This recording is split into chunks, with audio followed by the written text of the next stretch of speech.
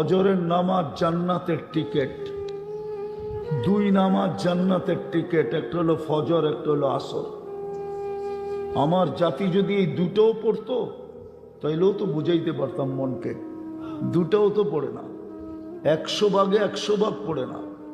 ফজরে তো কাউকেই টোকায় পাওয়া যায় না, আসরে তো ব্যস্ত থাকে, অফিসওয়ালা অফিস গুটাইতেছে, আদালতওয়ালা আদালত গুছাইতেছে, মেইলওয়ালা মেইল গুছাইতেছে, বাজারওয়ালা বাজার গুছাইতেছে, ব্যস্ততার ভিতরে আসর চলে যায়। অথচ মৌত যেদিন আসবে ওদিন ফেরেশতা প্রথম এসে একটা চিৎকার দিয়ে, চিৎকার যেমন ফেরারি আসামি, ভাগুরা আসামি যাকে পুলিশ খুঁজতে থাকে, হঠাৎ যদি পাওয়া যায় তো চিৎকার দিয়া বলে এখন বাম্বি কোথায় বল।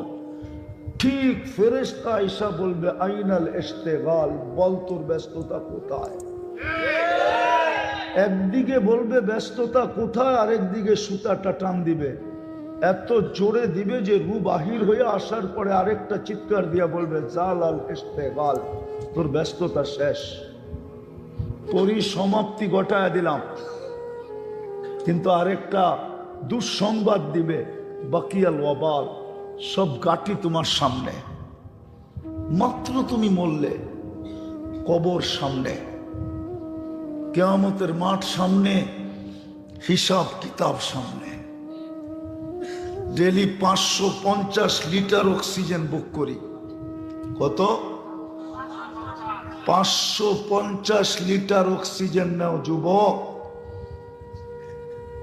1,60,000 বার ডেলি শ্বাস প্রশ্বাস ছাড়ো। বাংলাদেশ ওই জমিন শুধু স্বাভাবিক শ্বাসের দাম বুঝাইয়া দিয়া গেছেন। বাংলাদেশের প্রথম সারির শিল্পপতি 2020-এ মারা গেছেন। যখন ভেন্টিলেটারে ছিল তো চায়নার থেকে ডাক্তারের টিম আনা হয়েছিল, কামরায় ঢুকতে দেরি উনি চিৎকার দিয়া বলতে দেরি করেন নাই যে তোমরা আমাকে স্বাভাবিক শ্বাস নিতে দাও, আমার সমস্ত কোম্পানি তোমাদের নামে লেখা দিব।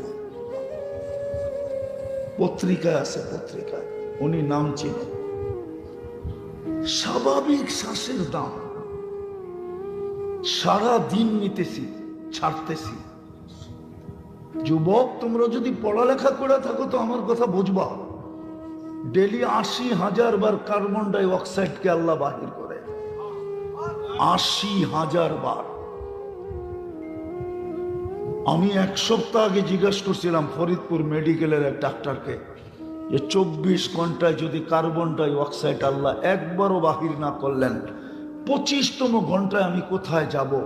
বলতেছিল হুজুর 25তম ঘন্টায় আপনি মাটির নিচে যাবেন, মাটির নিচে। ডেলি 36 বার কিডনিকে ডায়ালিসিস করেন কুদরত দিয়া, অথচ বলে দুনিয়া উন্নত, অথচ বলে ডিজিটাল, অথচ বলে সুপার ডিজিটাল। আজ পর্যন্ত 2 বার ডায়ালিসিস করার কোনো মেশিন আসে নাই। সপ্তাহে 7 দিন ডায়ালিসিস করা বিজ্ঞানের পক্ষে অসম্ভব। যেই রুগী 7 দিন ডায়ালিসিস করতে হবে ওই রুগীকে কোনো হাসপাতাল নিবে না, বলবে ঘরে রাখো এমনি মরে যাবে।